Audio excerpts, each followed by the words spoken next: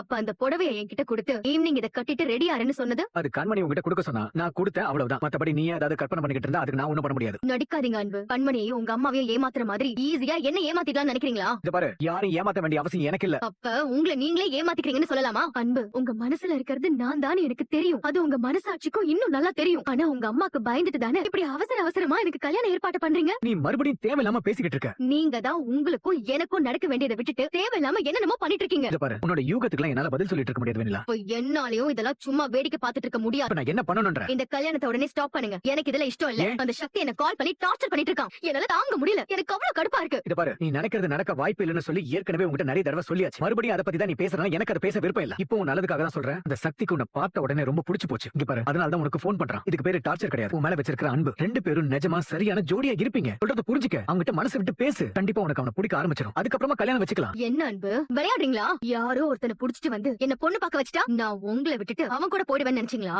நீங்களும் அவனும் ஒன்னாயிடுவீங்களா அன்பு? நீங்க யார கூட்டிட்டு வந்தாலும் என் மனசுல உங்களை மீறி வேற யாரும் நுழைய முடியாது. உங்களை மறந்துட்டு வேற ஒருத்தனை என்னால நினைச்சு கூட பார்க்க முடியாது. என் கழுத்துல தாலின்னு ஒண்ணு ஏறினா அது நீங்க கட்டுற தாலியா மட்டும் தான் இருக்கும். உங்களை தவிர வேற யாரும் என் கழுத்துல தாலி கட்ட முடியாது. இந்த பார்வனிலா, நீ ஏதோ கனவுல வாழ்ற மாதிரி பேசிக்கிட்டு இருக்க. இப்ப வரைக்கும் உனக்கு நான் நிஜத்தை புரிய வைக்க தான் ட்ரை பண்ணிக்கிட்டு இருக்கேன். ஆனா அதை கூட புரிஞ்சுக்காம நீ என்ன தப்பா புரிஞ்சுக்கிட்டு தேவையில்லாம என்கிட்ட தப்பா நீ பேசிக்கிட்டு இருக்க. ஆனா இதெல்லாம் கேட்டுக்கிட்டு நான் இவ்வளவு தூரம் பொறுமையா உங்ககிட்ட பேசிக்கிட்டு இருக்கேன்னா என் உயிரை நீ காப்பாத்திருக்க. அந்த ஒரு நன்றி